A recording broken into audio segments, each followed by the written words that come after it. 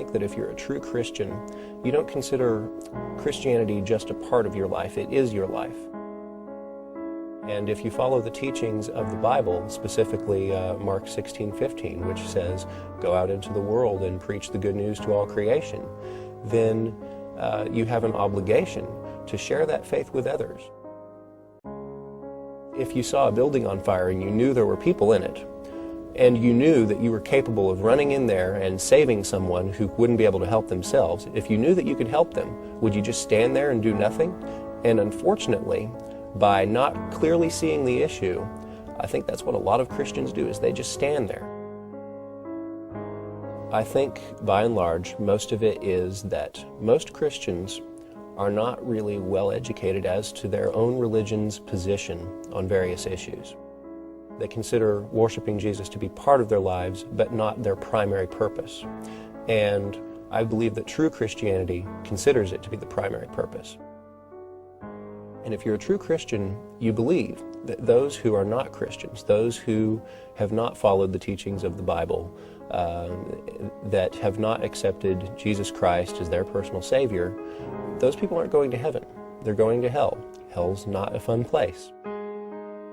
I have heard Christians, definitely, that have the view that everyone is entitled to their own belief, and that's not necessarily a bad position to have, but if you believe that what they believe is going to earn them a place in eternal suffering, then there's a problem with that, in that you're allowing them to be tortured for eternity, while at the same time believing that you shouldn't save them from that. It's very awkward.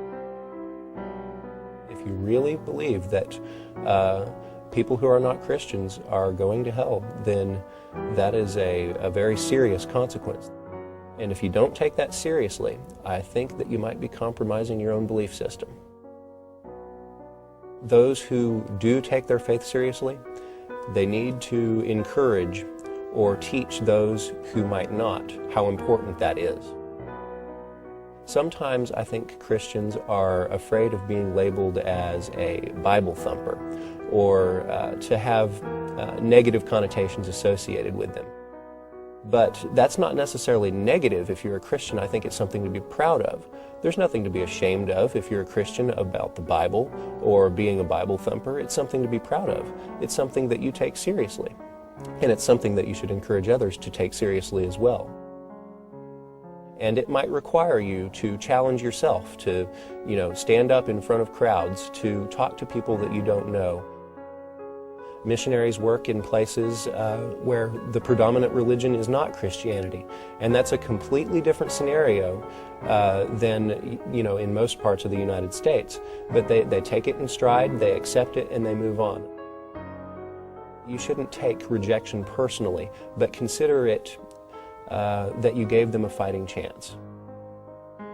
Give them a fighting chance at heaven, even if you do have to risk offending someone or risk a friendship.